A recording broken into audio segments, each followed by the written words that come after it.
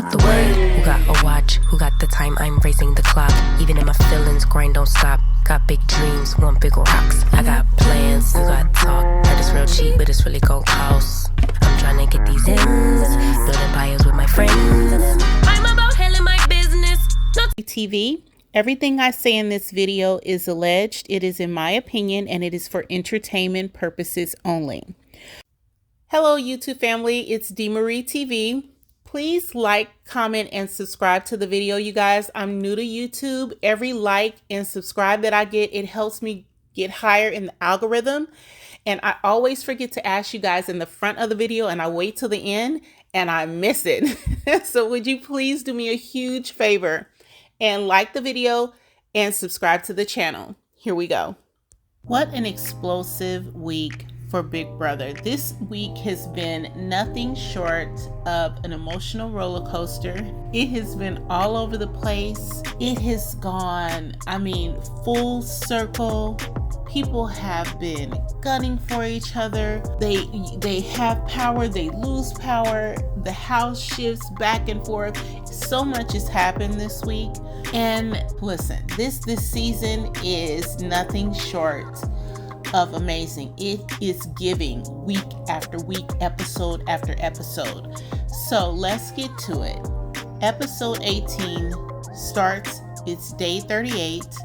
Cameron nominates Izzy and Felicia, blindsides them. That's how all this kind of, as far as this episode kicks off. It's been going on since Sunday, but this episode 18 kicks off. It's day 38. Izzy and Felicia are nominated, and Cameron pretty much reveals that he has switched this game up. He's taken it from, this unanimous vote situation to guns blazing. He is really taking pride in the fact that he is fully aware of the gameplay that they've been doing in the house. And because he has power right now, he's just loving the fact that he is able to talk to them. He has a meeting with Felicia where he's looking in her eyes and he's listening to what she's saying, and he is paying her no mind. He gives zero fucks about what this woman is saying. He is completely on a whole nother level. He's laser focused on getting Izzy out of this house, and I don't see anyone at this point who is going to stop him from doing that. I don't know. I think I would have just played it a little bit differently, but Cameron is just making sure all his ducks are in a row. He's making sure that he has all the votes. He's working the house very strategically, and pretty much everyone's falling in line. What I question is what happens once he clears out the two people that he wants to get out. I can't see any of these other people competing against Cameron and winning. Nobody. He's literally talking to Izzy and he's telling her, I love Cirie. And she's saying, I love Cirie too. And then it cuts to him in the confessional and he's like, there's no way the three of us are working together. Period. It's just, Izzy is an amazing player. She's super strong. I don't want to see Cameron go home, but the three cannot coexist. And he knows that. This is the part of the game that is so difficult because you love these three people. They're playing the hardest. And then you have these floaters who are doing nothing. And that's what frustrates me. The people who do the least get to stay around the longest. And it's kind of unfair because they're not really doing anything or making any big moves in the game. The people who are the most entertaining tend to leave, and that's kind of crappy. So Cirie comes in and masterfully does what I think Izzy and Felicia should have done. She comes in, she's like, I just want to apologize. She's reaching for him. She's giving the hug. This is what makes it so hard for people to turn on Cirie. Cameron is not going to have a problem turning on Cirie because he kind of sees it for what it is. But this gameplay that she does, this is what allows Cirie to play these games so well. It's just the human factor that she taps into, and it breaks down people's barriers. It's very hard to resist that. Even though Cameron is like fuming at her, he gets up and he hugs her. And he's like, oh yeah, I love you too. And it's just so funny to watch her gameplay. It's so unique and it's different than what I've ever seen Holly. I don't think anybody does this as well as her. On Survivor, on Traders, on anything. She's really good at tapping into this thing that people just cannot resist because it's so nurturing. But she does it and she plays the game very well. But Cameron, he's focused. Cerie's the president. Felicia's the vice president. Secretary of Defense is Izzy, and he is not taking his focus off of those three, and he is making sure everyone in the house understands that they have something to do. There's a goal here and they better hit that goal. He is really showing you what a leader in this house looks like. But is this temporary? Does he only have this kind of hold over the group while he's in power? Because once his power is gone, it'd be interesting to see how they deal with Cameron. Now, Izzy and Cerie's relationship is really dope. Like, for real, it's so dope to me, and I love it. Izzy literally tells Cerie, if I win the veto, I want to keep the noms the same. Izzy is willing to risk her own self going home to protect Cerie. And Cerie gets her as well. They have this really cool conversation about how Izzy feels the same way in this house as Cerie felt when she started Survivor. And I think it's just a really cool moment. Even though they're in the house and they're playing a game, I feel like this friendship that they've built is pretty solid. Izzy knew that Jared was Cerie's son on day one. She's on the block to go home. It has never crossed her mind to use that information. Is it good gameplay? I don't know, but regarding if you're looking at it from a girlfriend, homegirl situation, she's the ride or die. She's the best. So then it cuts to Jag and Matt. Jag is just so I just don't like it. But anyway, he's talking about him and Matt need a new name for the fifth, sixth alliance. It's so many alliances in the, favorite two or final two. It's just, so they come up with the Minuteman because they've already had the Hitman from season 16. And we've seen them do this a lot. I just think it's kind of cheesy at this point. But then you have Jared go up to meet with Cameron. Now, Jared has Cameron convinced that he is 100% on his team. Cameron's believing it. Cameron is really sharing more with Jared than he shared with most people thus far.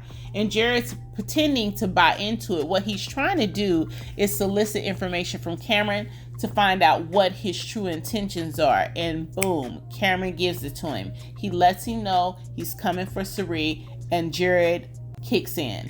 No, not his mom. You cannot come from his mom. And that's what he wanted to know. That's what he needed to know. And so now he is figuring out how he needs to move in the game to protect his mother. So Jared is gunning for the veto because he knows once he has the veto around his neck, he believes Cameron's going to tell him the full plan. So they have the veto ceremony. Jared, Felicia, Cameron, Izzy, Matt, and Jag are going to be playing for the veto. So Josh DeMille from Buddy Games is coming to the Big Brother house, and they're going to play a game for the veto. It's going to be able to pick a prize, or either you're going to pick some type of challenge. Now, at the end of each round, the player with the lowest score is eliminated. And then, so once you're eliminated, you go get a fish off the hook. You get to identify a prize. Once you identify your prize, you have the option of trading your prize for someone else's prize, or you can take the prize from someone else. So you never really know who's going to end up with what prize until the end. The veto is one of these prizes that can be swapped out, and it turns out that Jared ends up winning the veto. So Jared now has veto, and he decides, of course, to leave the nominations the same, because if he changes the nominations, Cerie gets put up. I love the fact that, Jared is not my favorite in this game. I do not like his gameplay. I do not. However, I think when it's time to show up for his mom, he shows up. He kicks in, and I love that.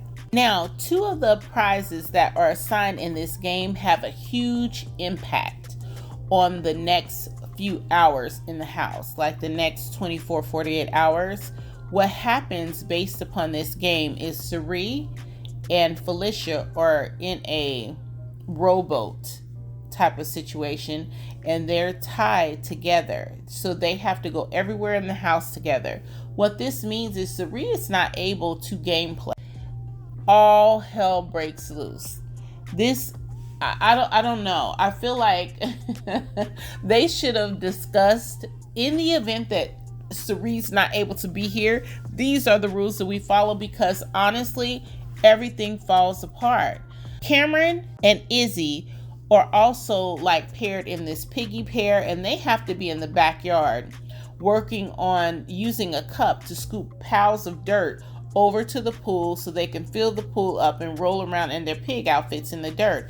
This takes a long time as well. So Izzy is paired with Cameron. Sari is paired with Felicia, and it leaves all the other people in the house to stir. And this is really bad, y'all. It's really bad. Even when Cameron and Izzy get back in the house, it's bad because Jared, Izzy are talking too damn much.